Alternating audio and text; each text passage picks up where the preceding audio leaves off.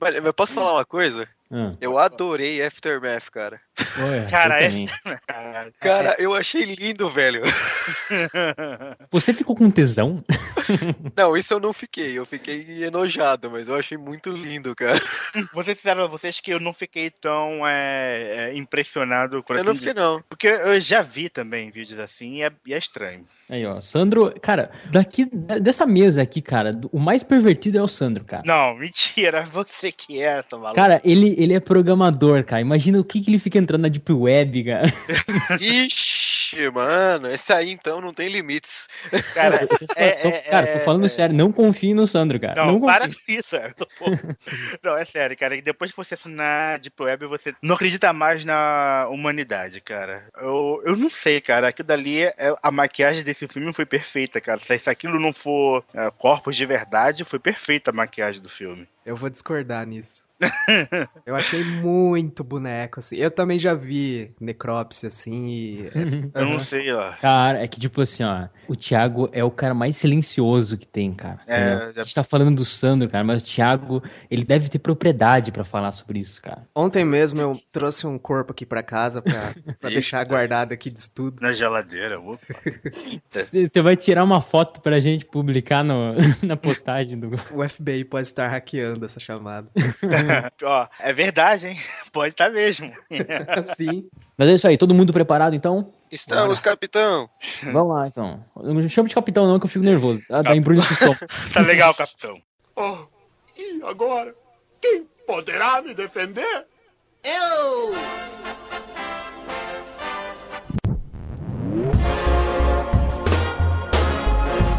Não contavam com minha súcia?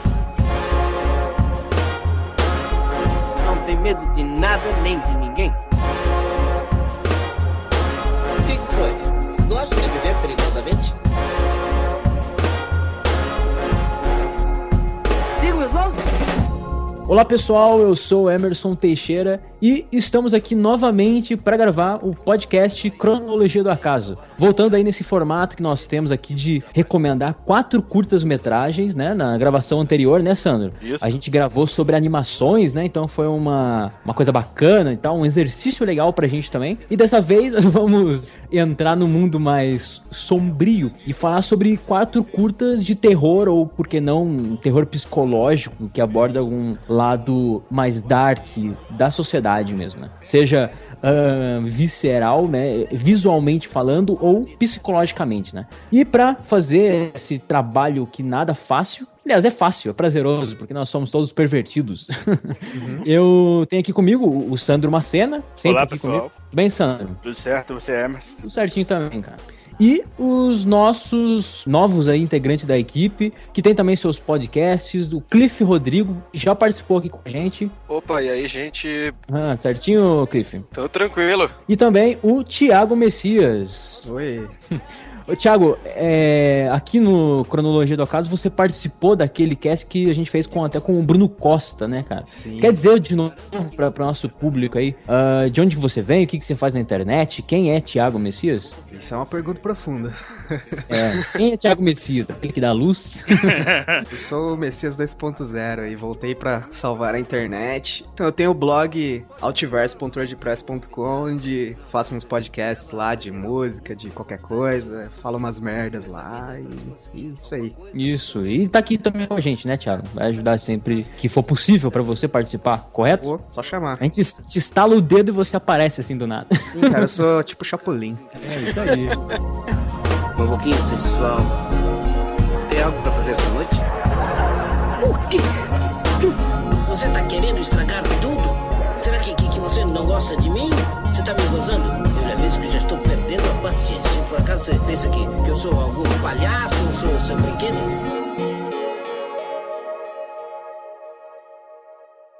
Suspeitei desde o princípio.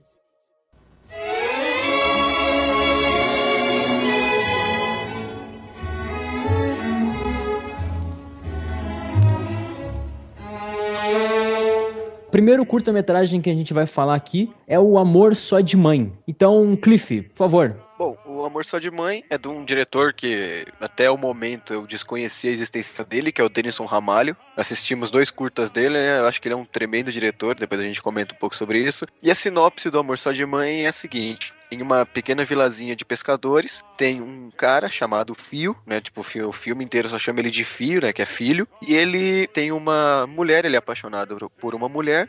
E certa hora a mulher fala que vai abandonar ele se ele não largar da mãe. Aí ele fica meio transtornado com isso. Acontecem lá uns efeitos, umas coisas meio sobrenaturais, meio bizarras que a gente vai destrinchar daqui a pouco. E o filho resolve que vai matar a mãe dele. A gente poderia falar também que o curta tem várias influências aí de religiões, né? Do candomblé e tal. Ou seria errôneo na minha parte falar isso, assim? Eu vi uma entrevista do diretor e ele disse que o roteiro é co-escrito com um pai de santo que ele conheceu num presídio. Então eles tentaram misturar mesmo esses elementos tal da quimbanda, tipo pombagira, essas coisas. E ao mesmo tempo misturar com coisas mais, entre aspas, cristãs, porque tem a estátua do Bafomé lá no altar. Então é uma mistura de crenças, assim. Não necessariamente é uma religião específica. Eu acho que, assim, o áudio do curta é muito excelente, entendeu? Sim. Os efeitos sonoros é muito interessante, que embarca mesmo nessa coisa de, não sei, sabe, essa batida, essa coisa estranha. Eu não sei, Thiago, você pode falar um pouquinho sobre isso, assim? Você que tem um conhecimento maior aqui da bancada? Cara, sim, o áudio do filme é bom e tal. Eu gosto muito da estética dele, porque pra mim aquilo lá é puro Evil Dead, do Sam Raimi. Principalmente nos takes que ele corre pela floresta, que é aquela câmera baixa, assim. Tem uns momentos bem legais, assim, quando ele entra na casa dele, que ele bate a porta, apaga a vela. Esteticamente ele é bem feito, assim. Sobre a questão da religião e tal, é bem explícito logo no começo, que ele tá fazendo sexo com a Formosa no meio da floresta e tem tipo um crânio pendurado na árvore, assim. E tem aquele som mais tenebroso rolando de fundo, assim. Então ali já dá... uma cabeça de bode. Então já remete ao Bafomé e tal, essas coisas. E eu tive um vizinho que era pai de santo e tal. E... o que isso tem a ver, né? Sei lá, talvez você tenha acesso, né? Você teve mais acesso a esse tipo de formação religiosa. É que no caso dele não usava nada dessas coisas, assim, sabe? Mas a crendice que a gente tem é que quando tem cabeça de bicho, já necessariamente remete a alguma coisa ruim. Eu já tive integrantes da minha família que foram parte de Umbanda, mas não são mais. Acho que eu já fui 1 ou 2 vezes em algum desses encontros. Eu não sei exatamente o nome que é dado, né? Tipo, como as pessoas vão na igreja e tal. E eu não vi esse tipo de coisa, né? Quando eu fui lá, as pessoas estavam vestidas de branco e havia muita dança, e principalmente dança de origem africana, né? Uhum. Sim. Linguagem africanas, e eu não vi pelo menos nenhum tipo de possessão do tipo, mas realmente havia um momento deles, sabe? E pra mim não foi assustador, impressionante, só porque eu era criança e tal. Sim. É que, sim, se a gente pegar o terror, né, que tá sendo feito atualmente, né, vamos pegar como exemplo o próprio Hollywood mesmo, né, tem sempre essa coisa de exorcismo e tal. A gente vê que esse curta-metragem, cara, é bem diferente, assim, eu não digo nem a religião, eu acho mais esse clima mesmo, desse desconhecido, sabe? Porque parece realmente que tá acontecendo uma coisa estranha durante todo o tempo, cara. Começa ali numa praia, entendeu? Tem um senhorzinho ali e a gente já acha que tem uma coisa estranha, sabe? Focaliza ali naquelas cobras e tal, e é tudo meio que sem explicações, entendeu? Caramba, sabe? Que linguagem é essa, cara? Sabe? Parece que é uma coisa muito vinculada mesmo com a cultura, sabe? Ligada com a terra, sabe? Parece que o curta-metragem mostra uma história ligada ali com aquele vilarejo, com aquela, entre aspas, simplicidade que existe ali, entendeu? Uma cena que me deixou muito assim, cara, petrificado quase, foi aquela cena em que a mulher, ela começa a baixar um espírito nela lá, e ela começa a andar meio curvada, assim, cara, até chegar aquela estátua ali do Baphomet, né? Então foi uma cena, assim, totalmente, né, simples, né, um detalhe, mas que me deixou bem estranho, assim. A atuação dela meio é muito ruim. boa, cara. Isso, Demais. Os atores são bons. Não é a representação de um demônio, sim, mas de uma representação de algum deus africano, com Egum, Exu, não sei exatamente, mas não é necessariamente um demônio. Sim, em alguns lugares lugares que eu pesquisei tá apontando como sendo a Pombagira, mas Isso, mas a questão da Pombagira é muito diferente, ela é mais alegre, ela não chega particularmente a ser ruim, até porque para as religiões africanas a questão de bem e mal não é muito bem definida. Não chega a ser terror, mas eu acho que tá mais próxima do horror. Eu acho que a diferença desse filme para os outros, porque é brasileiro, então acabou usando muito a nossa própria cultura, o que a gente tem aqui no Brasil também como referência. Apesar de ser bem influente no Brasil, são religiões pouco conhecidas da população em geral. Eu acho que essa diferença, esse desconhecido da população em geral, que faz a qualidade do filme ser melhor. Conseguiu dar aquele tom diferencial com os outros filmes.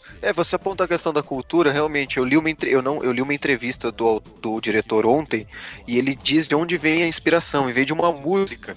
Sim. Do Vicente Celestino, que é o Coração Materno. Aí eu até escutei a música, eu tenho a letra aqui, e é realmente o que acontece no filme. Se você escutar essa música à noite, cara, você já fica meio encabulado, né? E olha que eu gosto do Vicente Celestino, hein, cara? Não, mas essa música é muito mórbida, cara, assim, e aí eu vi a versão do Vicente Celestino e tem uma regravação do Caetano, eu escutei as duas. A do Vicente Celestino é muito... Velho, se eu escutar aquilo passando na frente de um cemitério, eu vou tremer todinho. Tem muita coisa... O Sandro é um grande apaixonado pelo cinema nacional, né? Até mais do que eu, assim. Eu sinto essa falta mesmo de pesquisar mais sobre cinema nacional. Eu acho que até ele pode falar o melhor do que eu sobre isso. Mas é incrível, assim, como tem mesmo essa ligação com o próprio cinema nacional, né? Por exemplo, vocês comentaram da atuação da Débora Muniz, né?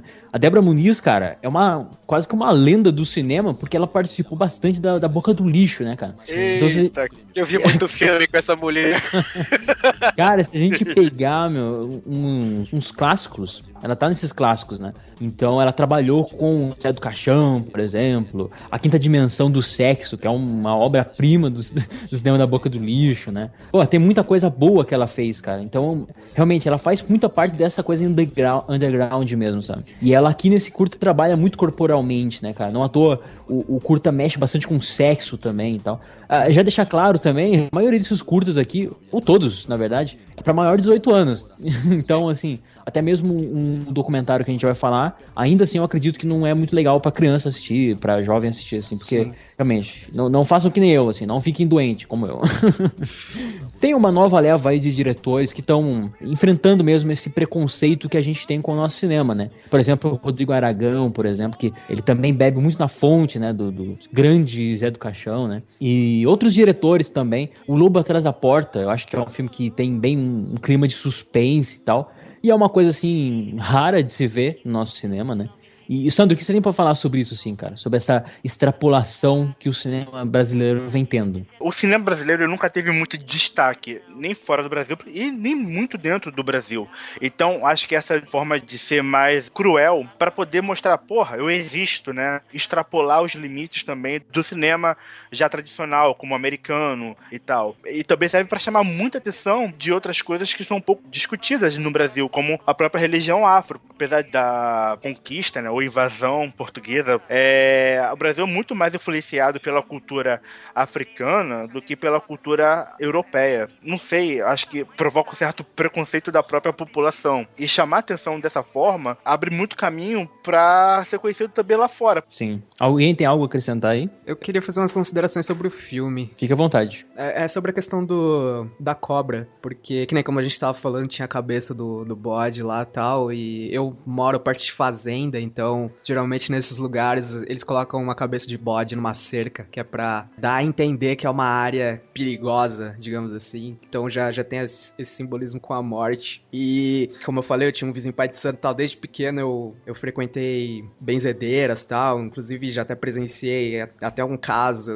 entre aspas, de exorcismo e tal. Hoje em dia, de muito tempo pra cá, eu fiquei muito interessado em espiritismo e principalmente em budismo. E sobre a questão da cobra no budismo, ela tá relacionada com a Kundalini, que é um chakra da coluna, que quando ele emerge, é meio que representado por uma cobra, e isso também é representado no satanismo, porque a cobra tem a ver com a libido, e se você não tiver o equilíbrio nisso, é considerado uma coisa ruim. Então, a cobra no filme, na minha interpretação, é justamente sobre isso, sabe? Porque o filme gira em torno dessa libido descontrolada que começa com a cobra saindo do pote no começo, e no final foca a cobra de novo. Pô, sensacional, cara. Só teve uma coisa que eu não gostei no filme, que é quando o filho vai matar a mãe. Eu não senti o impacto daquelas porradas dele. Eu assim. também não. Olha eu aí. também não. Eu devo confessar que eu também não senti. Eu achei bem teatral, assim. Só que por o filme ter esse viés meio cordel, assim, sabe? Combina na temática, mas eu não senti o impacto dessa cena. Eu confesso que achei que ia ser mais gore. Também a falta de recursos também Sim. provoca isso. Mas o que eu gostei mesmo dessa cena, eu achei convincente a expressão de horror da mãe. Sim, diz o diretor na entrevista que eu li que uma dessas partes ela apanhou de verdade. Ô, louco. Caraca! E sobre o final aí, cara, alguém tem alguma interpretação aí? Eu achei bem simbólico, assim, o final e tal. Eu acho que ele acabou enlouquecendo, né? Não sei se influência de algo desconhecido ou pela própria ação que ele fez, né? Porque, pelo que a gente deu a entender, que ele é muito ligado à mãe. Então, a morte dela deve ter provocado alguma forma de remorso nele. Eu já vi mais a questão do domínio, assim, cara. Eu acho que aquela cena ali que ele tá meio que agachado, como se fosse realmente um animal, um gorila, uma coisa meio primitiva e diabólica. Eu acho que, assim, representa muito essa coisa do que o mal está dominando ali aquele lugar. O mal está presente ali em carne viva, entendeu? E com a cobra atrás, então, e essa explicação do Thiago, então, fica tudo mais claro pra mim. O que na hora me ocorreu naquela parte do coração, que ele tá correndo pela floresta, e aí ele fica meio nessa posição meio primitiva mesmo. Na hora me ocorreu, não sei porquê, talvez pela relação dele com a mãe, a questão do psicose do Norman Bates ficar escutando a voz da mãe, sabe? Me ocorreu isso, assim, eu acho que foi que ele ficou maluco no final. Ele tava possuído na hora que ele matou a mãe. Deu pra perceber que depois que o espírito, ou seja lá o que, tomou conta do corpo dele, saiu, ele ficou meio maluco e começou a ouvir a voz da mãe, assim. Eu achei muito, sei lá, essa relação também pode ser um pouco meio incestuosa também, né? Talvez ela não fosse somente a mãe, né? Fosse também uma mulher, assim. A castração que existe ali é muito grande, entendeu? E também não sabe de onde que vem esse demônio no corpo da mulher lá. Pelo menos não fica claro pra mim. Eu não prestei atenção, assim. Se tem uma explicação, não sei. Porque, assim, é muito, né, do nada, assim, ela tá ali, com o diabo no corpo, tá transando com os outros homens, daqui a pouco ela aparece e, porra, fudeu, o demo tá lá, entendeu? Então, né, é meio estranho. E uma assim. crítica que eu li diz que aquele terreno que eles estavam fazendo sexo no começo do filme era um terreno que tinha sido, onde tinha tido um trabalho, uma oferenda ou qualquer coisa do tipo, por isso tinha cabeça de bode. Então diz que aquilo lá, a crítica aponta que aquilo é um terreno sagrado e por isso que o espírito, o capeta, Exu, ou seja lá o que for, entrou no corpo da mulher. Dá a impressão que eles produziram um curta-metragem do lado de um monte de cachaça, fazendo um trabalho espiritual do cacete, conversando com o demo, cara. É incrível. É muito sujo, assim. Eu não sei se vocês concordam, mas é muito sujo, sabe? É uma coisa meio, sabe, pesada, densa, assim. Eu não senti medo no filme, assim. Eu vi muita crítica falando que muita gente saiu antes do filme acabar, que não sei o quê. É aquele sensacionalismo, assim. Eu achei super tranquilo. Não é pra tanto. Assim. Eu fiquei mais tenso do que com medo, pra ser sincero. É verdade, eu senti também essa tensão. Pô, eu assisti após a meia-noite, eu assisti no quarto sozinho. Eu assisti de madrugada também, acho que era umas 3 e pouco. Aí, ó. A única parte que me deu medo foi o diabo. Sim, por isso. A única parte que me deu medo, porque foi, tipo, assim, do nada, você não tava preparado, é na hora que o filho lá tá de costas e aparece a figura do capiroto atrás dele, cara. Naquela hora eu fiz um eita porra enquanto eu tava assistindo. Mas depois disso, a sensação foi mais de tensão do que de medo mesmo. Eu achei, assim, a questão do coração bem naquela coisa que eu sempre falo, que tem essa confusão de sentimento, não sei o que. E ele é ligado a ela, né? Porque a mulher fala, né? Que sua mãe vai morrer, você tem que se desapegar dela. E no final tudo isso é envolto no coração, porque a mulher também quer o coração dela. E eles usam o coração, né, que é um símbolo de sentimento e tal. E aí no final ele acaba comendo o negócio. Então gira tudo em torno dessa disfuncionalidade, assim. Eu não acredito que tenha um sentimento realmente por nenhuma das partes, assim. É apenas uma obsessão num símbolo. Uma coisa carnal. Só restou a lágrima e a dor da saudade. Desculpa, mãe, por te impedir de sorrir. Desculpa, mãe, por tantas noites em claro, triste, sem dormir. Desculpa, mãe, pra te pedir perdão, infelizmente é tarde.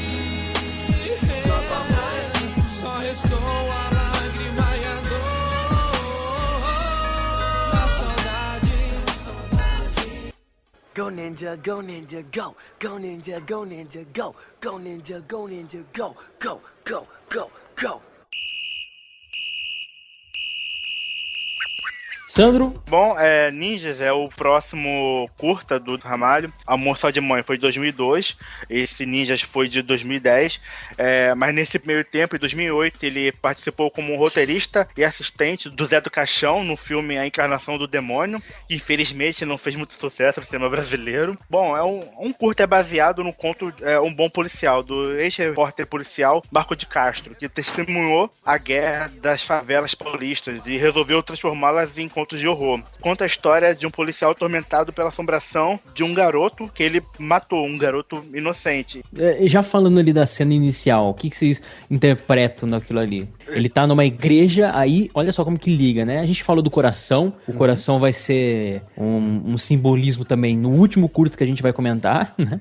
Mas aqui também tem essa coisa da religião também, só que aqui ele tá numa igreja evangélica, né? Tem aquela coisa do grito, né? Enfim, não como um preconceito aqui, mas sim aquela coisa da liberação mesmo, daquela energia toda ali. E depois nós temos ele visualizando, ele, o protagonista, né? Visualizando a imagem de Cristo, e da barriga de Cristo sai uma mão entregando uma arma pra ele. O que vocês interpretaram disso aí, enfim? Aquele Cristo lá, você vê que ele é subvertido, assim, ele é meio que possuído. Sim. Tem o mito, né, de que Jesus é o Salvador, Jesus vai voltar pra salvar a galera e etc, e aí ele subverte isso, né? No caso, Jesus volta e a mão que sai da barriga dele simboliza o cordão umbilical, que seria pra simbolizar a vida, mas ele entrega uma arma porque ele quer que ele mate os bandidos, tal. É meio que um inconsciente dele, assim, naquela dualidade entre justiça e não. Porque no final a gente vê que ele acaba abraçando isso, né? Ele se torna um executor. Já falando um pouquinho sobre isso, cara, eu fiquei pensando o tempo todo, assim, que, por exemplo, você pode seguir a religião que for, enfim, pode ter esse lado da fé muito grande. Só que a partir de certas coisas que acontecem na sua vida, você vai ser direcionado pra praticar o mal. Então, assim, ou ele mata ou ele morre. Só que, e aí? E se ele matar? Entendeu? Aí como que fica a consciência da pessoa, não desse personagem, mas como fica a consciência da pessoa em relação a isso, cara? Peraí, eu estou aqui, estou rezando, mas será que eu sou hipócrita, então? Será que eu pratico mal, então esse aqui não é o meu lugar? Será que eu deveria adorar um outro alguém ou não adorar? Quem eu deveria ser? Analisando o cotidiano, cara. O que existe de violência e de pessoas que são submetidas a praticar o mal, sabe? É muito grande. Então isso deve abalar muito o psicológico mesmo, entendeu? Então essa analogia que você fez é brilhante, é isso aí mesmo.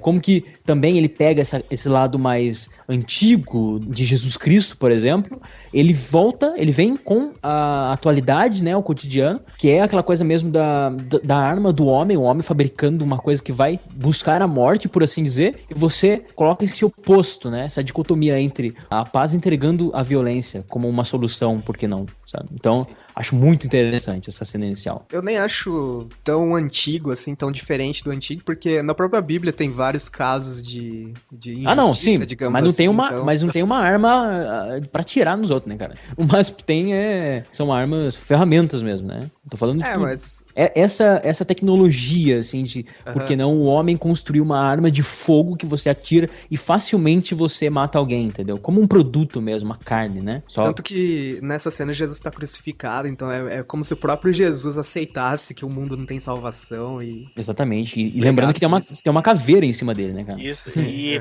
eu já achei essa cena, a cena inicial realmente muito tensa. O clima foi muito pesado, o pessoal da igreja tava gritando, se debatendo, chorando. Pra mim, pelo menos, é um pouco estranho, né? Esse conjunto de pessoas tendo essa epifania ao mesmo tempo, né? Também a questão do Cristo, né? Na hora que ele vê o Cristo sendo crucificado, mostra ele sorrindo, como se ele estivesse sendo abençoado. Mas no final do filme, a gente vê que não é exatamente essa intenção do Cristo que apareceu pra ele. Cara, nessa cena também dá pra ter uma outra ótica que serve até como uma crítica a esse comércio da religião, porque o pastor, ele tá querendo exorcizar aquelas pessoas, né, em nome de Cristo, só que o Cristo da cena não quer aquilo. Então ele tá usando o nome de Cristo pra vender um conceito que o próprio Cristo da cena não tá mais abraçando esse conceito. Então é meio que o comércio da religião ali, a enganação e tal. Vou fazer um adendo na palavra que o Emerson colocou como antigo. Eu não diria antigo, eu diria barroco. aquele Cristo é tremendamente a imagem do que a gente entende por um Cristo barroco, ou até a própria representação de Cristo nos primeiros períodos da Idade Média, por exemplo. Ele é representado como uma coisa mais torta, mais,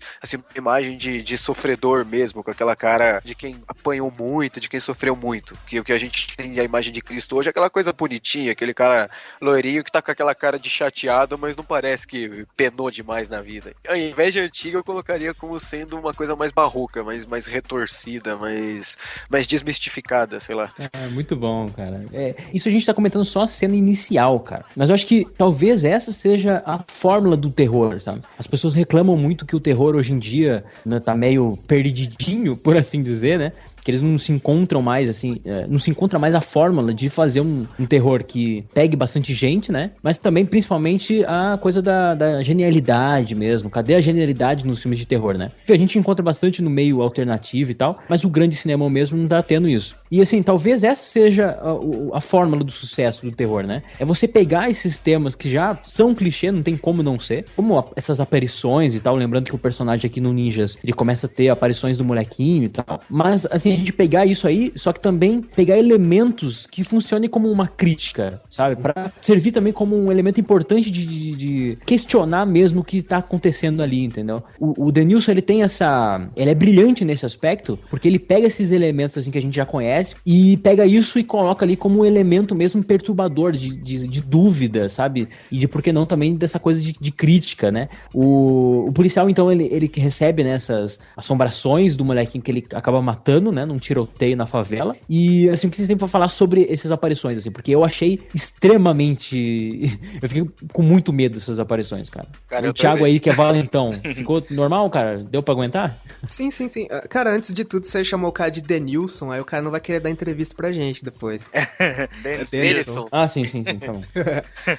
Então, eu tive uma cena que eu não gostei. Depois que ele tá na casa dele, que ele mata o moleque, que tem aquela cena do armário, beleza. Aí depois, logo em seguida, ele vai tomar banho. Assim, era muito óbvio que ia sair sangue daquele chuveiro. Só que aí, não contente, ele sobe na caixa d'água e tem outra cena do molequinho saindo da água, assim. Eu achei, sabe, essa cena, uma encavalada na outra, eu achei que ficou óbvio demais, assim, e acabou...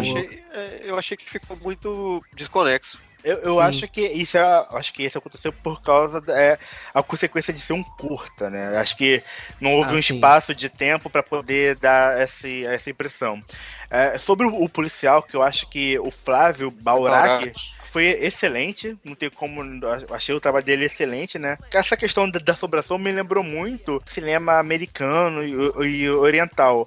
A única parte que eu achei original foi quando ele tava na cama, o armário começou a sacudir, ele abriu a porta do armário e não houve o susto, né? Ele só viu os olhos do garoto agachados no fundo do armário. E isso foi muito, isso acho que foi tenso, acho que foi original do diretor, pelo menos esse susto foi original, mas em questão dos outros sustos, como aparece a mão toda hora do garoto batendo na janela, ele andando pelas paredes, cara, me lembrou muito o Chamado. O Grito também. Isso, o Grito também. Eu não sei se ele tomou inspiração por aí, mas acho que essa parte que só pegou um pouco, mas acho que de qualidade da assombração conseguiu bem passar os tormentos para o Jailson.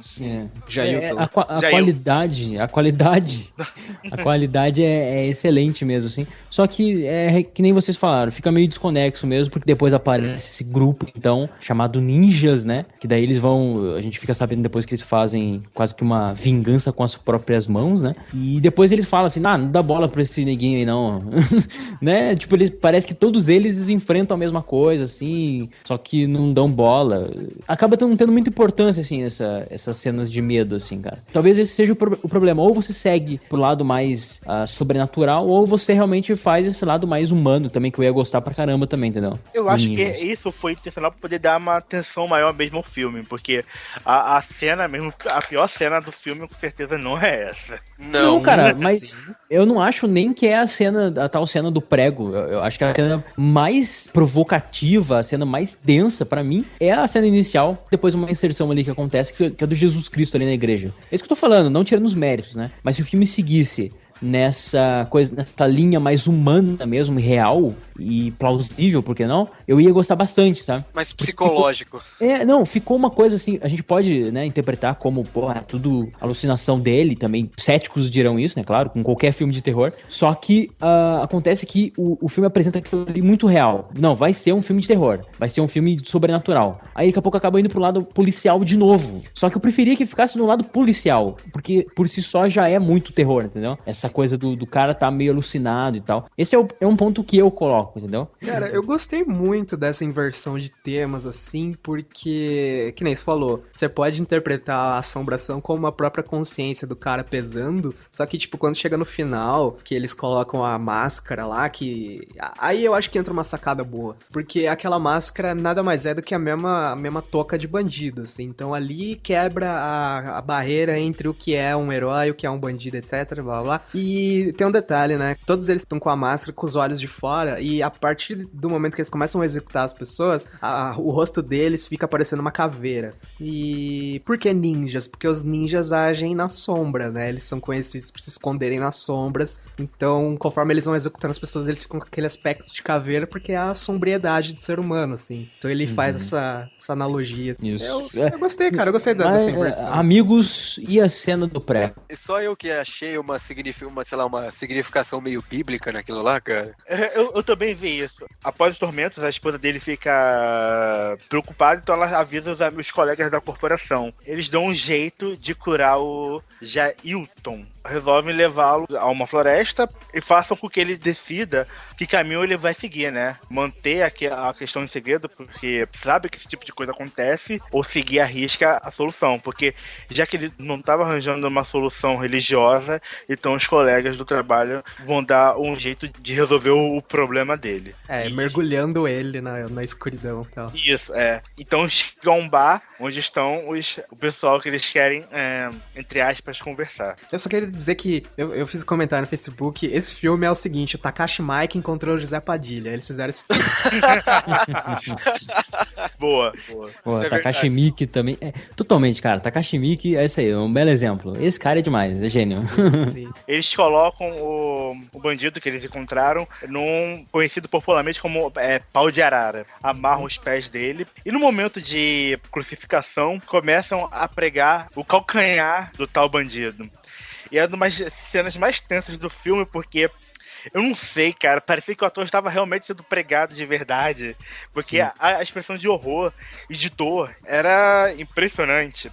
Eu senti um pouco as dores dele nos meus pés. Totalmente.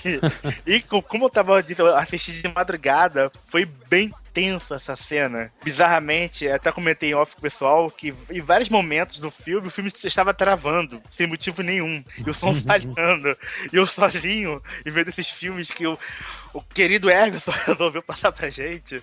E toda hora parando o filme e assistindo e tendo que voltar. E essa cena, vendo essa cena repetidas vezes, foi torturante. Então houve um momento que o policial tinha que escolher entre participar daquilo ou sair daquilo com a consequência de que poderia acontecer algo de ruim com a família dele, com a mulher e os filhos. Então, ele certamente não teve opção, né? E era um casal, era o bandido que estava sendo pregado, a companheira do bandido também. E uma cena que o chefe lá dos ninja classifica ela como um lixo, né, cara? Isso, chamou ela de puta, de várias coisas. E nesse momento, havia pendurado, numa parte do bar, uma imagem de Cristo. Quando ele olhou de novo essa imagem, estava a imagem do garoto que ele havia matado. E foi nesse momento, então, que houve uma mudança de imagem para a cena do Cristo que ele viu na igreja. Do abdômen do Cristo estava saindo uma arma, uma mão negra comprida, segurando uma arma. E nesse exato momento apareceu o policial dando uma arma para ele fazer o que tinha que fazer. Então, acho que nesse momento que ele ficou entre a religião e a consciência, né? E nesse momento ele mata a companheira do bandido. Então, nesse momento que houve a total mudança da vida dele. Eu vejo assim que os dois curtas, tanto o Amor Só de Mãe Mãe quanto esses ninjas, ele registra uma coisa assim, meio que o mal tomando conta de determinado lugar ou pessoa, né? Cara, pra mim, assim, é uma análise muito legal dessa perversidade que todos nós estamos expostos atualmente, né? O centro do Rio, onde eu trabalho, é um lugar muito perigoso atualmente, porque há muitos assaltos, ataques, e recentemente aconteceu de um grupo de meninos darem facadas no senhor que estava esperando o ônibus. Então acho que isso é muita representação da sociedade atual também, né? Porque a violência está impregnada em muitos lugares e de uma forma intensa. Aí a forma que você enxerga o mal é diferente, né? A gente pode levar isso pro lado espiritual, pro lado real, que é o que eu levo, isso. Entendeu? Então, eu acho que como esse filme se passa em São Paulo, acho que não diferencia muito do que tá acontecendo atualmente aqui no Rio. Sim. Cara, tem uma outra coisa que nem no começo eu falei, que tem essa pseudo-crítica à religião, que o cara tá tentando converter as pessoas e o Cristo quer que as pessoas morram, entre aspas. E só que no final, isso também se inverte. Porque quando o cara olha a imagem de Jesus lá, a imagem do Jesus Salvador, e ele visualiza aquele Jesus entregando a arma, pode também ser uma crítica ao próprio senso de justiça do cara. Às vezes, na verdade, ele interpretou aquilo errado. Então, a crítica funciona dos dois lados. Ela tanto funciona pra religião que quer salvar, quanto pros caras que querem matar em nome de Deus, assim, sabe? E também faz o paralelo com o Amor Só de Mãe, que lá o negócio gira em torno do símbolo do amor, aqui gira em torno do símbolo da salvação. E tem uma outra coisa muito boa, cara, que quando ele vai matar a mulher do traficante lá, ela tá rezando, ele interrompe a oração dela com a bala. Isso pra mim é muito forte, porque ele não só interrompeu a vida dela, ele interrompeu a oração dela, que o que é a vida? É um ciclo de sofrimentos onde a gente vive clamando por salvação, né, cara? Sim, exatamente. É verdade. Legal citar que nos dois curtas dele, pelo menos nesses dois que a gente viu, os créditos sobem ao contrário. Ah, é verdade. Foi uma coisa que eu notei também. Tem uma coisa curiosa no crédito também, que ele não escreve filme dirigido por ou escrito por, tá lá, um filme cometido por Denison Ramalho. Sim, como se ele subvertesse, sei lá, o valor da obra dele pra, sei lá, tipo, é um negócio tão ruim, tão malvado, tão negro, que alguém não fez isso, alguém cometeu isso. Eu achei isso muito foda, assim, quando eu vi, cara. No Amor Só de Mãe, ele não fala que é uma interpretação, ele fala que é uma perversão da música. E depois ele escreve cometido de novo. Isso. Sim.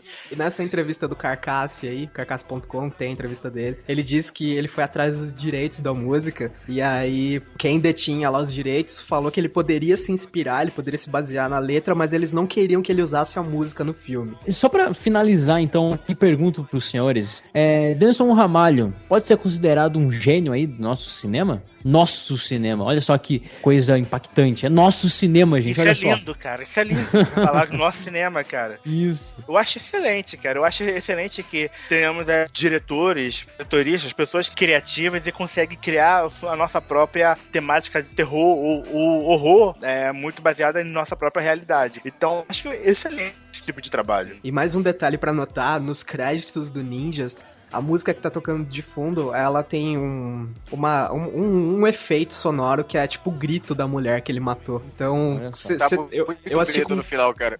Eu assisti com fone de ouvido, cara, e arrepia aquela porra lá. Arrepia.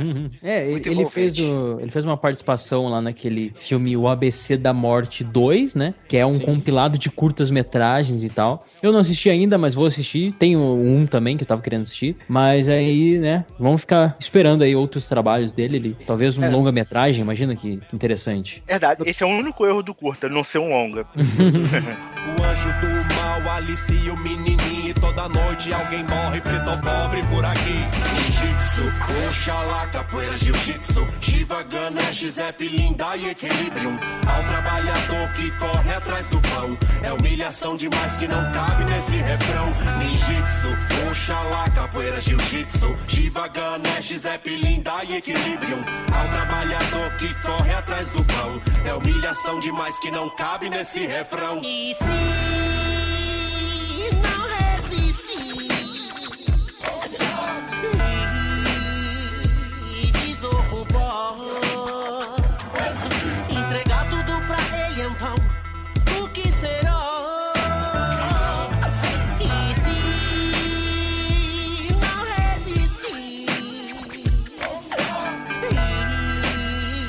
e desocupar, entregar tudo pra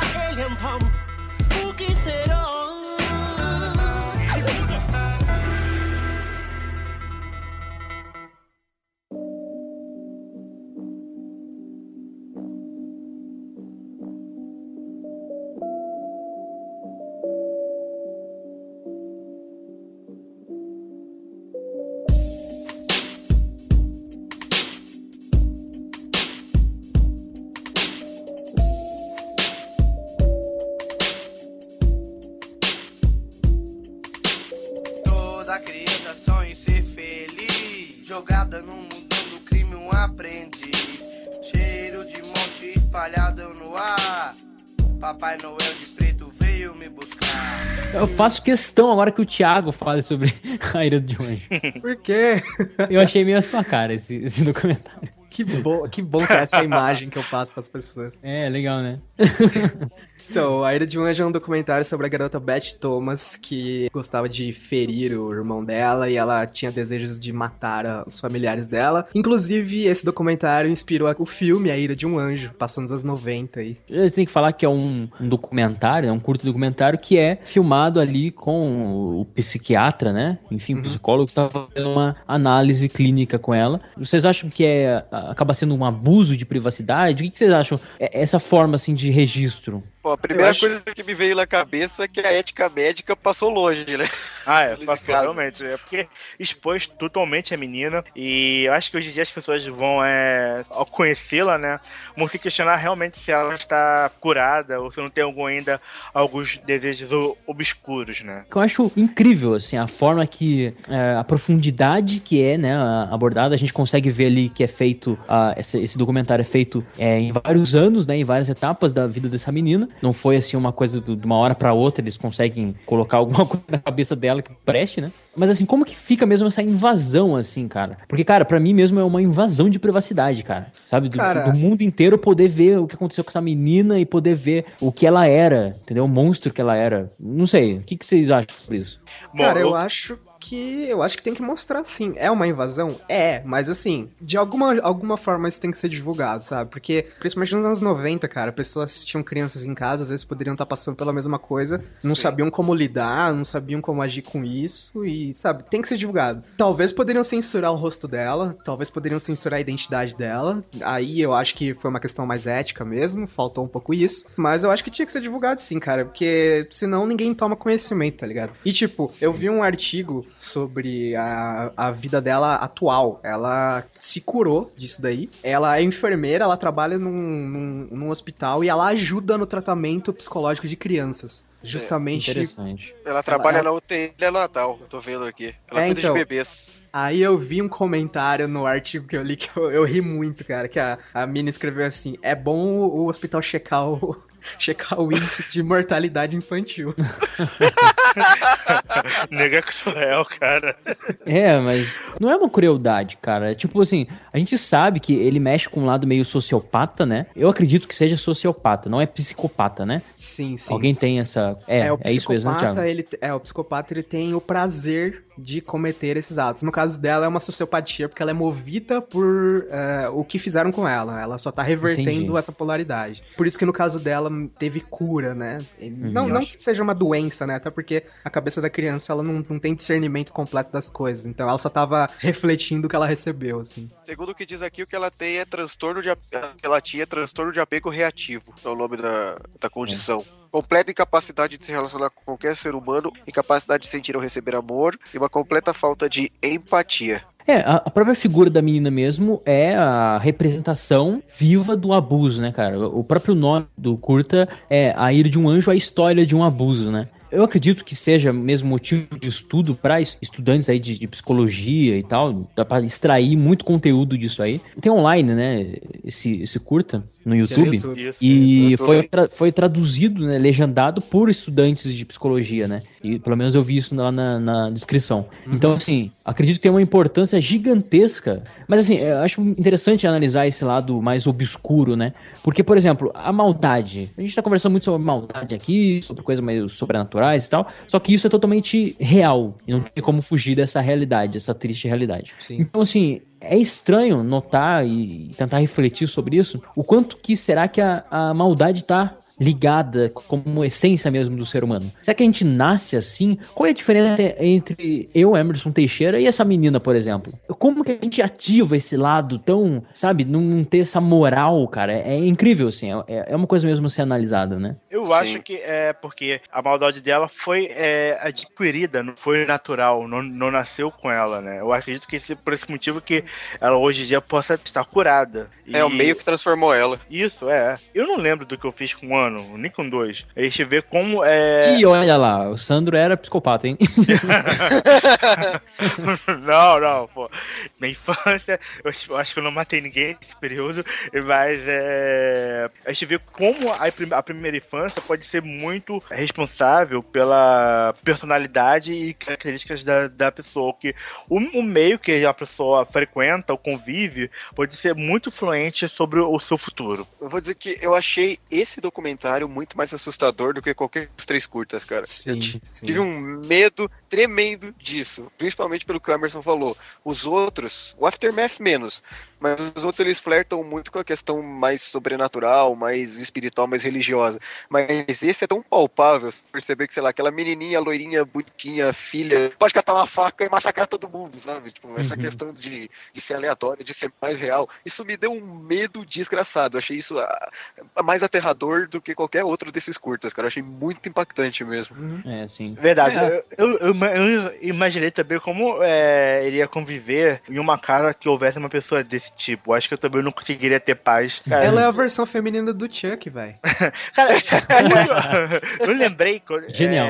Eu lembrei daquele filme do Macaulay Culkin, Anjo Malvado. Sim. É a mesma coisa, isso. Cara, é terrorizante. É que a gente tá acostumado a ver no cinema, né, na área mais voltada pro terror mesmo, que a criança, ela tem um impacto grande, né? Se a gente pegar alguns filmes aí, como, por exemplo, O Iluminado, né? O Iluminado aparece aquelas 2 gêmeas lá no corredor e a gente caga na cueca, né, cara? Tanto Ou medo. a Órfã. Isso, a Órfã também. Esses filmes que tem crianças, né? São muitos filmes que tem crianças. Poltergeist, por exemplo, e tal. Eu só de ver aquela menininha loirinha do Poltergeist, cara, eu fico arrepiado.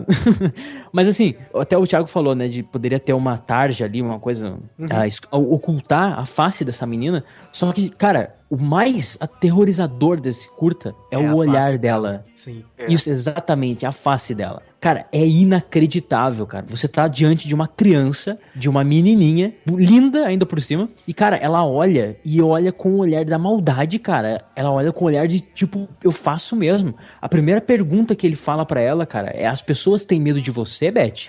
Ela afirma assim, na maior tranquilidade: as pessoas têm medo de mim. E ela até pergunta o porquê e tal, ela vai falando. É quando a gente tem o primeiro contato com ela, entendeu? Então, assim, eu como professor, né, eu sou mais na área do jovem mesmo, é a minha área, eu gosto de lidar com o jovem, até porque eu faço história, né, então é esse caminho mesmo. Mas enfim, eu não dou aula de história, por enquanto é cinema e fotografia, mas enfim, lidar com o jovem é algo que eu gosto muito. Só que surgiu a oportunidade aí, há uns 2 anos atrás, oportunidade essa que eu nunca imaginei na minha vida, de dar aula pro infantil, né, pras crianças. E cara, assim, no mais visceral da palavra, que eu poderia dizer, é o mais complicado que tem. Porque assim, o espaço que você preenche é muito afetivo, cara. Então assim, você percebe que tudo que você faz é motivo de inspiração. Só que o jovem, ele sabe diferenciar. A criança não. A criança, ela te coloca essa imagem que você tem, né? Como, seja professor, seja um conhecido, enfim. A partir do momento que tem um certo nível de afetividade, ela pega essa imagem e ela preenche os espaços de carência dela. Seja carência de família, carência em termos de carinho, entendeu? Então a linha entre a atenção e o abuso, não o abuso literalmente, mas a questão da extrapolação mesmo dos limites, é muito fácil, entendeu? É muito fácil. Porque assim, você pode beneficiar uma criança do mesmo nível que você pode, digamos, como que eu poderia dizer?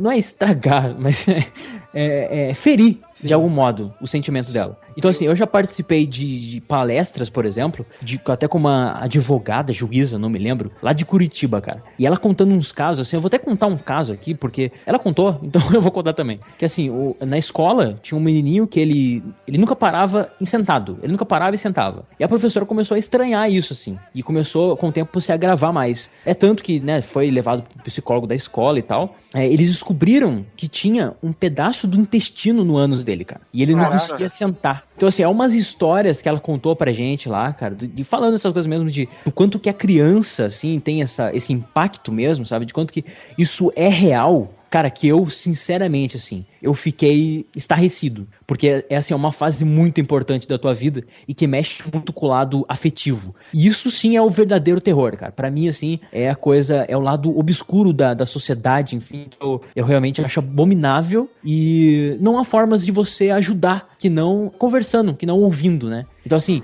no aspecto estudantes de psicologia, que por que não, é uma profissão belíssima, uma profissão importantíssima na nossa sociedade hoje em dia, sempre foi, né? Mas hoje em dia, principalmente. Como é válido, cara, você embarcar mesmo nessa situação e você mentalizar que sim, é possível uma criança ter essas privações aí de afeto, de carinho, enfim, de emoção mesmo, assim. Mesmo com, né, ela foi adotada por um casal muito dócil e tal, né? E que mesmo assim, incentivando esse lado dela, ela não consegue ter esse carinho, essa retribuição de carinho com eles, né? Então, cara, tem uma importância gigantesca, assim, nesse âmbito clínico, dessa análise mesmo do ser humano, da criança, no caso. Eu acho que eu não tenho vocação pra ser professor e eu acho que não tenho muita paciência pra ensinar, mas como o Emerson falou, deve ser muito difícil, né, dividir essa linha tênue entre ser professor e ser pai, né? Uhum.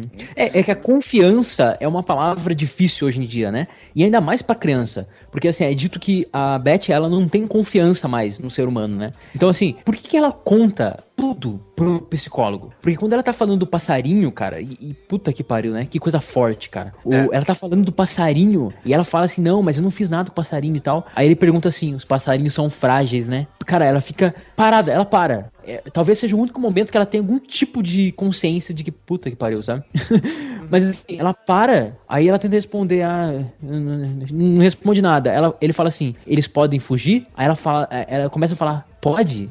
Aí depois ela se corrige, né? Não. Aí ele fala assim, não, tudo bem, você tá indo muito bem. Como que ela consegue se abrir com esse cara? No mesmo tempo que ele é um profissional da emoção, por assim dizer, que a confiança que esse cara tá depositando nela, eu posso aqui especular que foi pra vida inteira. É impossível, assim, acreditar que ela esqueceu dessa pessoa. Então olha a influência que a gente tem nas crianças, cara. É muito grande, assim. Eu acho que vai além da confiança só dele, é que justamente por ela não se importar com as pessoas, ela não se importava de segredos e essas neuras de ego que a gente tem, ela não tinha isso.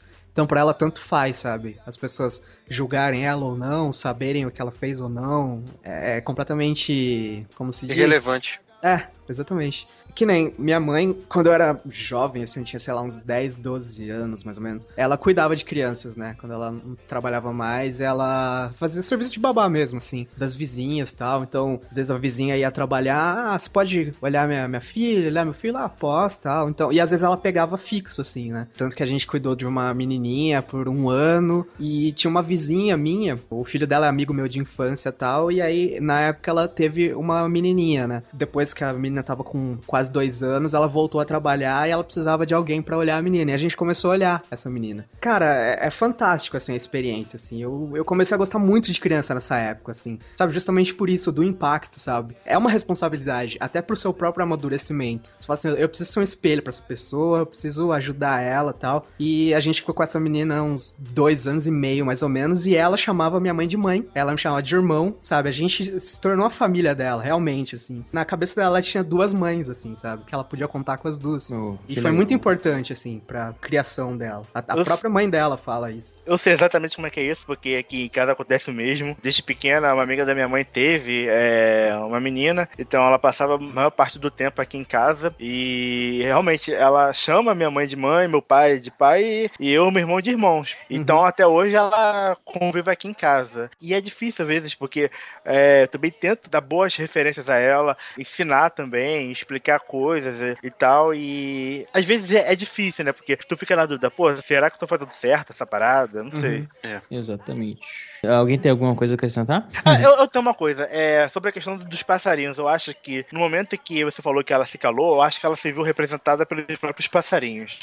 Sim. Eu sei, 2 momentos que ela mostra sentimento no filme, é esse do passarinho no final, quando ela chora, que diz que ela já tá melhorando, né? Então, essa questão do final, eu fiquei com um pouco de dúvida, né? Porque é difícil quando uma coisa assim que afeta a mente, é difícil de tirar. Às vezes eu não sei se ela tava sendo sincera ou se ela tava fazendo o que as pessoas queriam que ela fizesse. Até porque, teoricamente, se fosse uma psicopatia, ela saberia fingir o que as pessoas querem que ela pense, então... Isso, Essa coisa do tratamento que é feito depois, né? Acho muito interessante a gente analisar, assim. Eu mandei um link pra vocês, tava procurando aqui, de um artigo, uma matéria que eu vi há algum tempo atrás, que são desenhos, né? De crianças que foram abusadas sexualmente. Então, se eu lembrar, eu vou deixar no link também aqui da postagem desse podcast, porque eu acho muito interessante também. É muito impactante também a questão do real mesmo pra eles, assim. É quase que um mundo particular, né? E tem muita essa coisa da psicologia também, né? A questão do desenho, né? Desenhe e se expresse, né? Exteriorize, né, os seus demônios.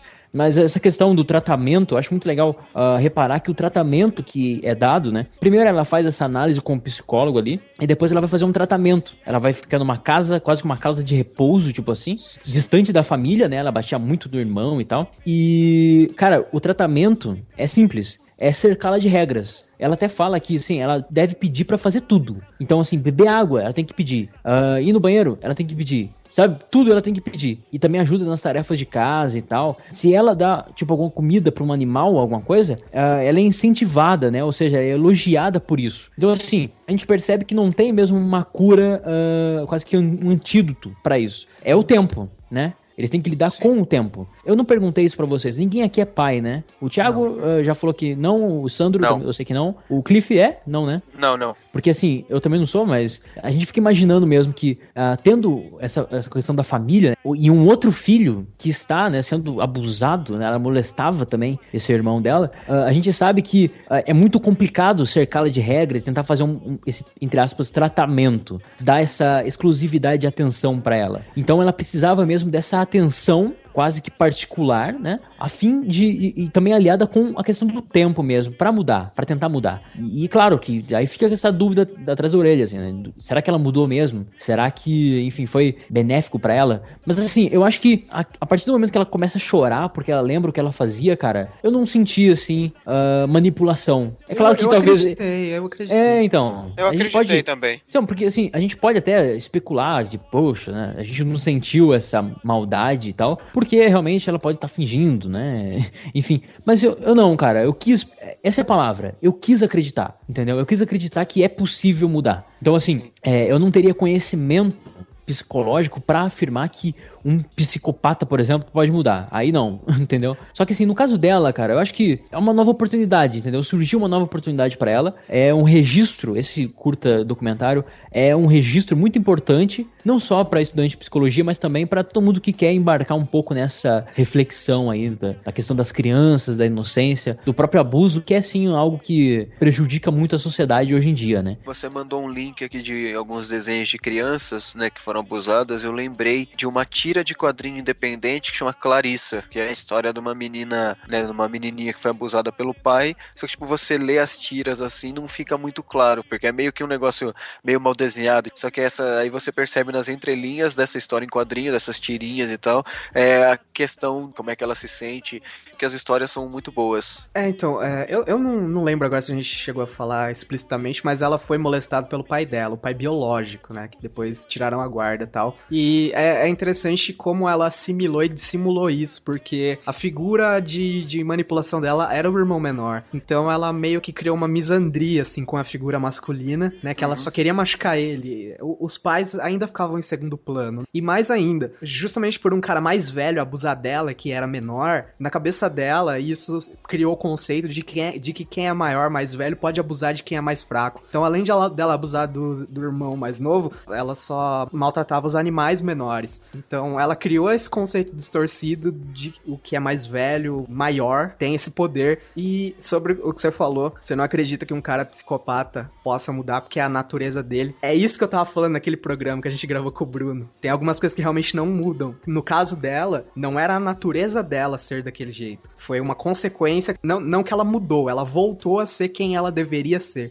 Sim, é a história lá do escorpião e do sapo, né, cara? Essa é a nossa natureza, né? Algumas coisas são imutáveis.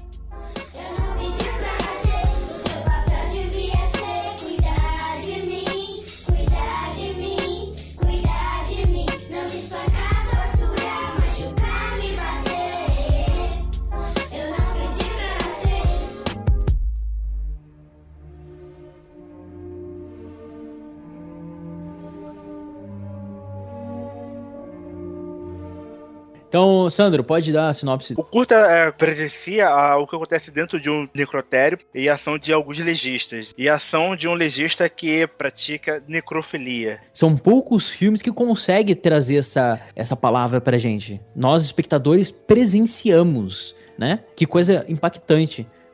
Talvez seja um mérito mesmo do Nacho Cerdá, que é um diretor espanhol, esse curta-metragem é espanhol, né? Tem uns 30 minutos mais ou menos. Se você tem estômago fraco, por favor, não assista, porque não é uma boa recomendação pra quem tem estômago fraco. E não vem falar que é facinho, porque não é facinho, não. Tem gente que se impressiona bastante com isso. É verdade, porque... Eu achei tranquilo. Aí, ó. Cara, filmes... você é sádico. Mas eu também fiquei de boa. Eu só achei ruim do 18º minuto pra frente, mas mesmo assim. Os últimos filmes que a gente comentou fala sobre afeta a mente, isso afeta o estômago, né? Eu ia falar que uma coisa curiosa é que esse filme não tem diálogo nenhum. Por outro lado, tem um uso magnífico da trilha sonora, né? Thiago, o que você tem pra falar sobre isso, cara? O quanto que o clássico acrescenta nessa história? Ou você acha que não acrescenta nada? Não, eu acho que acrescenta sim, cara, porque a música clássica, ela tem esse viés meio de se adequar a qualquer situação meio pitoresca, assim. Justamente por ela ser uma parte do passado, então ela já tem esse ar meio misterioso, ao mesmo tempo a música clássica tem muita melodia, então dá esse contraste, essa harmonia que te deixa meio incomodado. E também porque a música clássica, justamente por ela ser uma coisa do passado, na minha concepção, ela remete muito à coisa primitiva do ser humano, assim, tal. E nesse caso não é nem uma música qualquer, é o Requiem de Mozart. Requiem, né, que já tá associado com a questão da morte, né? Porque o que é o Requiem? É aquela missa, aquela peça que você compõe homenageando os mortos, né? Normalmente em funeral. Então é tremendamente perfeito, assim, a escolha dessa música pro filme, e eu tava até comentando, enquanto eu tava assistindo com o Emerson aqui eu tava comentando pelo Facebook que a escolha dessa música deixa, assim, até um certo lirismo, não sei se dá pra falar isso do filme, mas ele meio que fica lírico, ele fica poético, ele fica, de certa maneira, quase encantador, tanto que depois que o filme acabou, eu fui escutar Requiem, uma peça de 1 hora, eu escutei 40 minutos e eu não conseguia parar de escutar, porque é impactante, cara, é lindo, eu achei, né, você pode falar isso, mas eu achei Aftermath lindo justamente pelo contraste da música, né, pela junção da música com tudo que estava sendo mostrado. Até porque antes dele molestar ela, molestar entre aspas, né, ele homenageia ela, né? Vocês entendem? Pois é. Isso eu achei muito... Nossa, cara. A questão da música clássica, ela é muito adaptativa. E o nome também já é um pouco subjetivo ao que acontece no filme, porque Aftermath pode significar resultado ou o que é depois, o que vem além. Quando todo mundo morre, todo mundo é igual, né? Vai passar por aquela situação, não aquela retratada no filme, mas ser cortado, ser aberto, ser analisado. E o que vem depois? Nada. O curta-metragem mostra pra gente que não acontece nada. A gente vira um produto. Entendeu? Então, assim, uma coisa que eu achei muito interessante, cara, eu queria perguntar pra vocês, pra não soar muito bobo, eu queria perguntar, é claro que existe legista, mas é uma profissão com grande escala aí, hoje em dia? Como que é, assim? Se depender das guerras, vai ter muito. Porque, tipo assim, sabe, essa coisa de uma pessoa lidar com um corpo, entendeu? Que não seja um coveiro, né? Mas enfim, é incrível de pensar que, assim, a morte te transforma em um produto. Um produto o quê? Uma carne, né? E, cara, alguém está cuidando dessa carne. Só que, assim, a gente não conhece nem o vizinho, cara. Quem dirá a pessoa que, né, vai cuidar dos nossos restos, por assim dizer. Lidar com o corpo humano, existem várias profissões, mas são poucas que lidam com o corpo humano morto, em decomposição. Tem até um filme asiático que fala mais ou menos sobre isso, que é aquele A Partida, né? Eu acho que é belíssimo filme também. Muito bom, muito bom. Claro que não é polêmico, né, Thiago? Mas fala sobre a morte também, sobre o corpo, né? Essa contemplação do corpo. Mas uma coisa que eu acho legal ressaltar é que eu sou um grande fã de filme filmes polêmicos, né? Não por acaso indiquei esses 4 aqui pra gente estar comentando hoje. A partir do momento que você registra isso audiovisualmente falando, ou qualquer outra forma, a inscrita, né? Enfim, você está transformando a violência, a polêmica em arte. Então, assim, grandes diretores, e me vem na cabeça, assim, sempre quando eu falo isso, o Sandro bem sabe, e está em pauta pra gente conversar sobre esse diretor, e pra mim vai ser um tesão falar sobre ele, que é o Gaspar Noé, exatamente.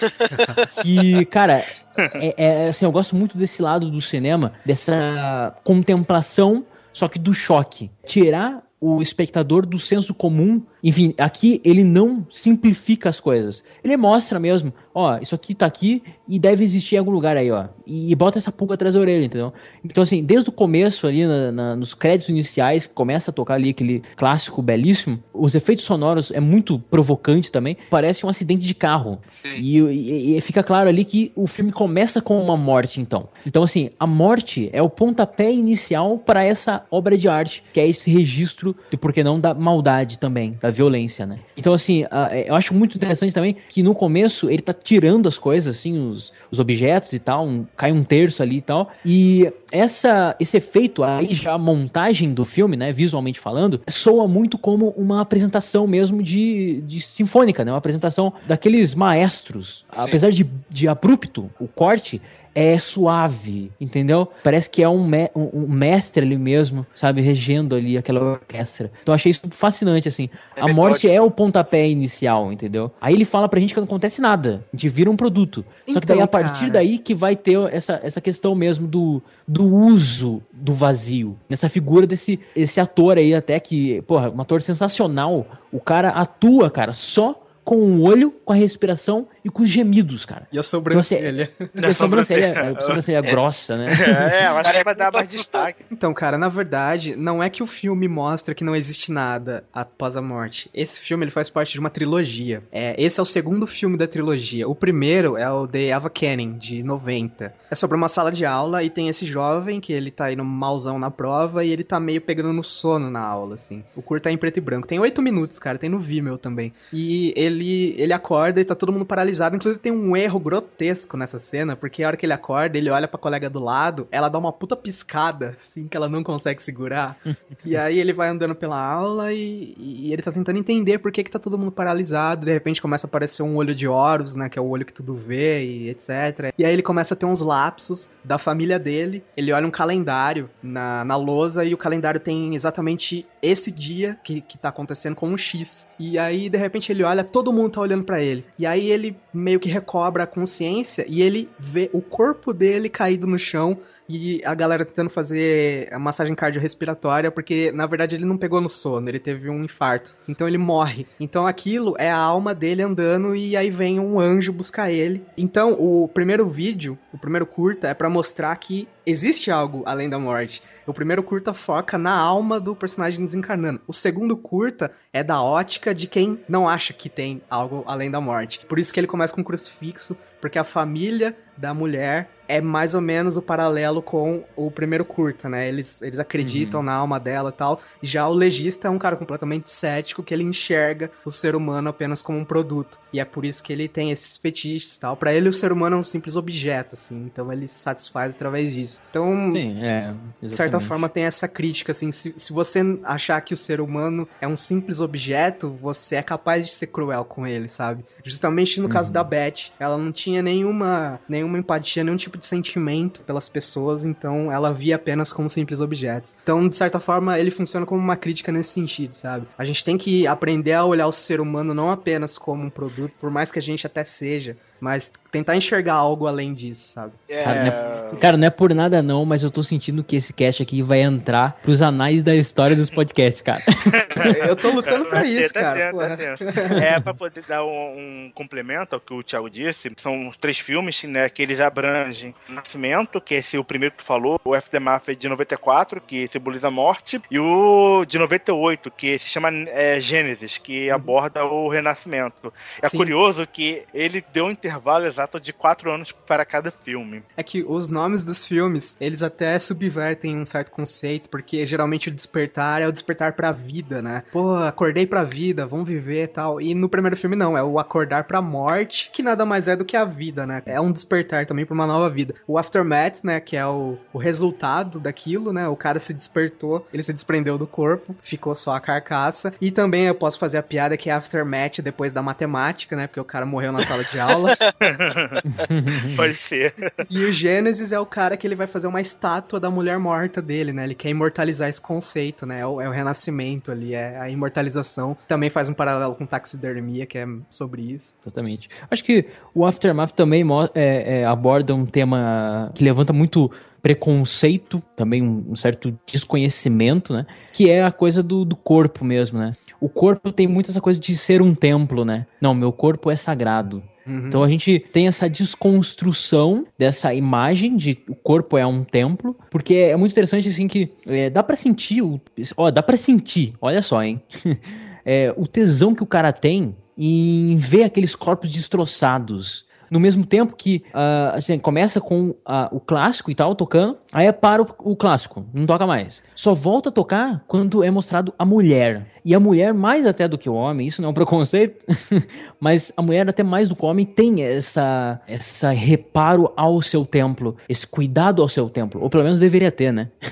Mas quando ele olha a mulher, então, começa a tocar o clássico e volta lá, podemos dizer assim, pro início, ou seja, a morte, né? Então, ele começa, então, a gente já sabe que ele vai abusar do corpo da mulher, né? Só que ele precisa destroçá-la primeiro. Ele precisa cortar a barriga dela, enfim, sujá-la de sangue ainda mais, para depois sim homenagear ela, né? Como o Ben Thiago disse. E aí, cara, nós espectadores, a gente olha aquilo ali, né? E, cara, a gente vê assim a vagina da mulher toda enrijecida, sabe? Seca, aquela coisa, não seca totalmente em termos assim dos órgãos genitais mesmo, mas aquela coisa seca, aquela coisa oca. E ele tendo ali um tesão por isso, cara. Então, assim, como que mexe, cara? Como que é agressivo nesse aspecto, sabe? Eu acho interessantíssimo. Sou eu um apreciador do tema.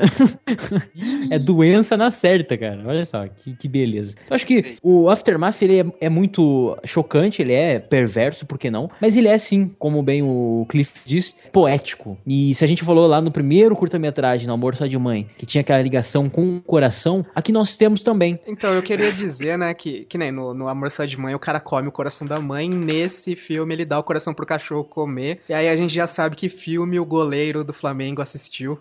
Nossa, que horrível, cara. Eu só queria dar uma dica pra quem tá com medo de assistir, porque vai se sentir enojado. Foi a coisa que me tirou aí um pouco a imersão do filme, assim, que dá pra você notar claramente que são bonecos, porque quando o filme começa, a primeira cena do cara é morto, assim, que eles tiram a calça, sai o pé, é uma cena bem feita. Só que aí depois, a hora que ele vai cortar, ele vai escalpelar ele pra tirar o cérebro, a hora que ele puxa o cérebro, a tampinha da cabeça, ela balança igual borracha, assim. Então, se você prestar atenção nessa cena, você vai ver que é um boneco, você vai se sentir mais confortável pra assistir. Outra coisa, quando ele puxa o corpo do cara pra jogar na maca, o saco do cara não balança, e a hora que ele joga o corpo na maca, o barulho que faz do impacto é um barulho muito metálico. Se fosse uma pele de verdade, o barulho ia ser mais abafado. E eu digo isso porque quando...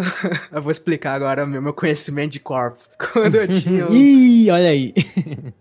Quando eu tinha uns 18 anos, mais ou menos, a gente sempre jogava bola aqui na rua. Aí uma vez um amigo meu veio com um vídeo no celular. Provavelmente ele pegou da Deep Web, aquilo lá, que era muito visceral, assim. Que era um vídeo de um legista. Provavelmente deveria ser um corpo de um indigente, pelo jeito que ele tratava o corpo. E o vídeo detalhava exatamente o processo de tirar todos os órgãos desse corpo. Esse vídeo deveria entrar naquele programa lá de vídeos que mudaram a nossa vida, porque esse vídeo realmente foi impactante. Pega o corpo do cara, ele põe relativamente sentado na cadeira, apoiando assim nas costas, pega um facão, ele passa na face do cara, ele tira a face do cara, então já se torna, já desconstrói a imagem do ser humano. Acho que até pro próprio legista se sentir mais confortável com aquilo, eu não sei qual a finalidade disso. Depois ele escalpela o cara, quebra o tórax dele, abre o tórax dele, ele puxa o cérebro e puxa, sai tudo de uma vez. E o cara vira uma borracha, ele amassa o cara, joga num latão, ele põe os os órgãos em cima da mesa e vai cortando e separando ali pra levar pra estudo, doação, alguma coisa do tipo. Então, foi uma experiência que eu tive, assim, então ali pra mim ficou mais ou menos claro a diferença entre um boneco e um corpo, assim, pela movimentação e tal. Então é por isso que esse filme não me impactou tanto, assim. Ah, cara, esse... Justamente por isso que eu te chamei, Thiago. Cara, na moral, esse pessoal tá pegando muita referência na Deep Web, não é possível, cara. Eu não achei as imagens tão agoniantes assim, mas eu achei o som agoniante, aquele som da serra, aquele som do osso partindo e tal. E é até interessante falar um pouco da letra da música pra contrastar com a atitude do médico. Então, acho que são 13 passagens. Mozart morreu na hora que ele tava compondo a terceira passagem. Começa assim, as 3 primeiras partes é Requiem, Kyrie, que é Senhor, e aí vem Dies Irae, que são dias de fúria. Começa a letra assim: repouso eterno dá-lhes, Senhor, e luz perpétua os ilumine. Tu és digno de hinos, ó Deus, em Sião, e a ti rendemos homenagem em Jerusalém. Ouve a minha oração, diante de ti toda a carne comparecerá. Repouso eterno dá-lhe, Senhor, e luz perpétua os ilumine. Senhor tem piedade, Cristo tem piedade, Senhor tem piedade. Contradizendo o que estava acontecendo, porque o cara estava pervertendo, tipo, aquele invólucro de carne, enquanto a música toda está dizendo que não, que é para você dar o repouso eterno, descansar em paz, sossegado, e não, tipo, na interpretação que eu tenho, pelo menos juntando a letra com o que eu vi, e não ter o corpo profanado depois que você morreu, né? Mas por outro lado também ia de desencontro, né, com a... Não tem linguagem. Enfim, a linguagem é banalizada, de certa forma, né? Sim, não ia fugir da proposta. Eu acho que eles não colocaram a letra justamente pra ser subentendido, sabe? Quem conhece a letra vai saber do que se trata. Nesse caso, acaba sendo misterioso, olha só, Sim. que coisa.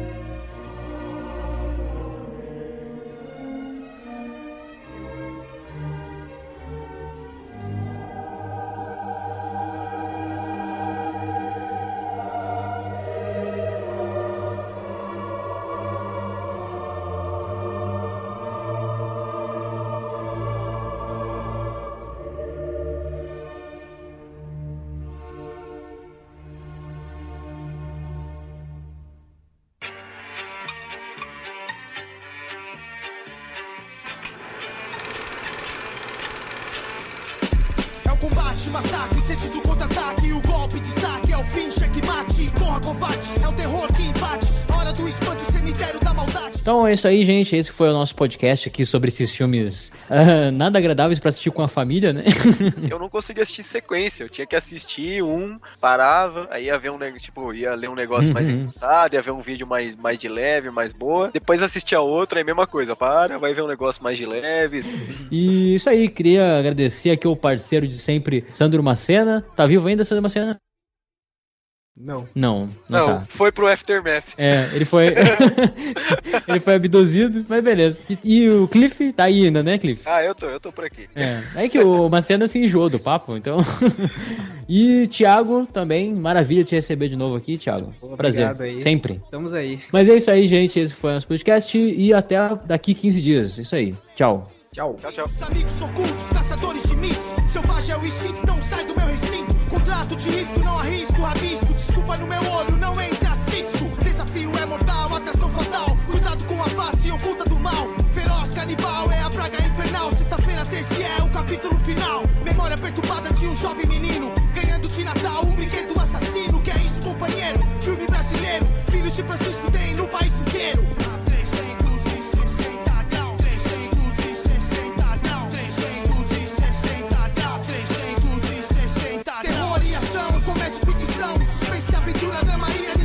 Romântico, documentário e promoção. O Brasil é isso todo dia no seu telão. Terror e ação, comédia e ficção. Suspense, aventura, drama e animação. Romântico, documentário e promoção. O Brasil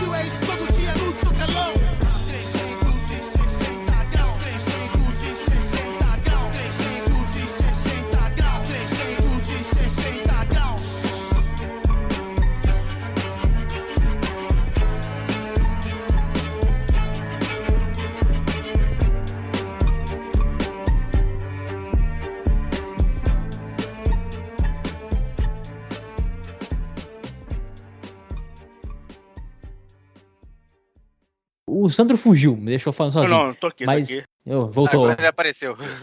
Acabou já, tá, Sandro? Já acabou? Já acabou. Eu preciso me despedir.